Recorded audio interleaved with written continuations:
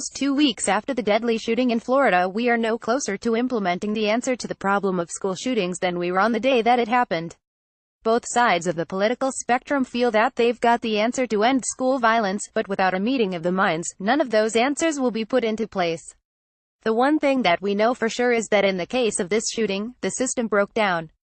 There were people who should have stepped in that didn't, and, thanky, people who didn't have to step in that did.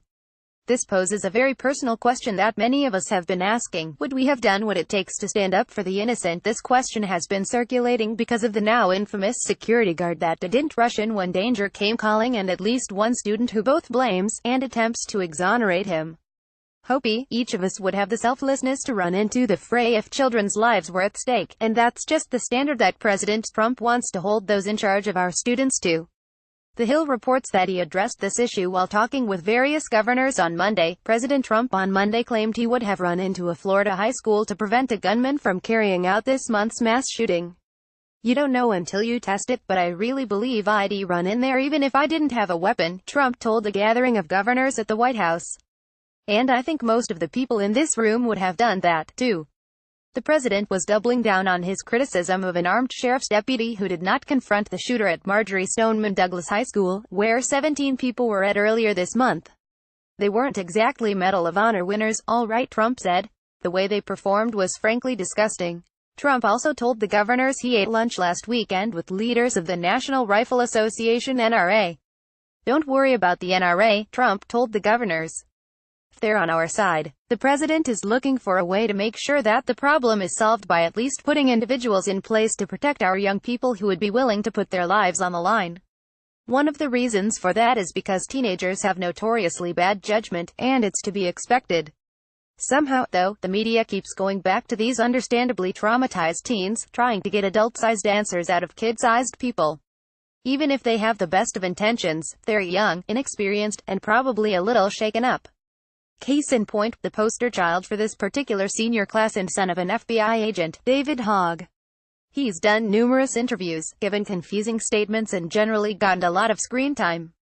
Whether his comments are from the heart or being fed to him by someone else, they're frustrating at best. He's now blaming the governor of Florida for the security guard that didn't rush in to help his classmates. He even laughably said that his movement would outlive the NRA. Breitbart News reports that he made these confusing comments on MSNBC's Morning Joe. Monday on MSNBC's Morning Joe, Marjory Stoneman Douglas High School senior David Hogg said Gov. Rick Scott RFL should be held responsible for the Broward County Sheriff Department's actions leading up to and during the Parkland school shooting. Hogg said, "I'm glad you bring that up. It is raising concern the fact they didn't go up, but that brings up two things.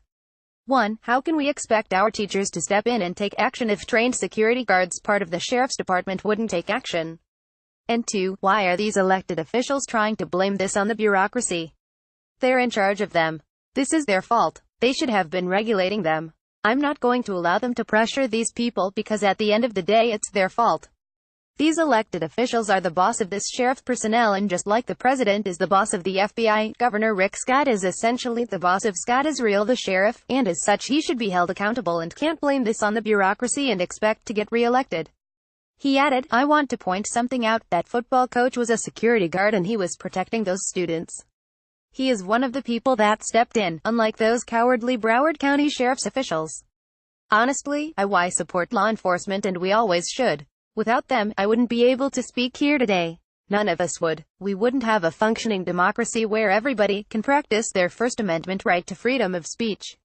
Sadly, these are a few individuals did not conduct their job correctly, but I don't think it's right that Governor Rick Scott is blaming this on the bureaucracy in an effort to get re-elected. The fact of the matter is that we're each responsible for our own actions. As elected officials, there is more that can be done by some in a professional capacity than others, and they should strive to do it. However, there is nothing more telling when it comes to a moral check than whether you'll put yourself in harm's way for someone else. Greater love hath no man, and apparently that security guard was no man. It's time to address the difference between the good and the bad and get the good into the places of power. The Hill, Breitbart News. Follow us on Facebook.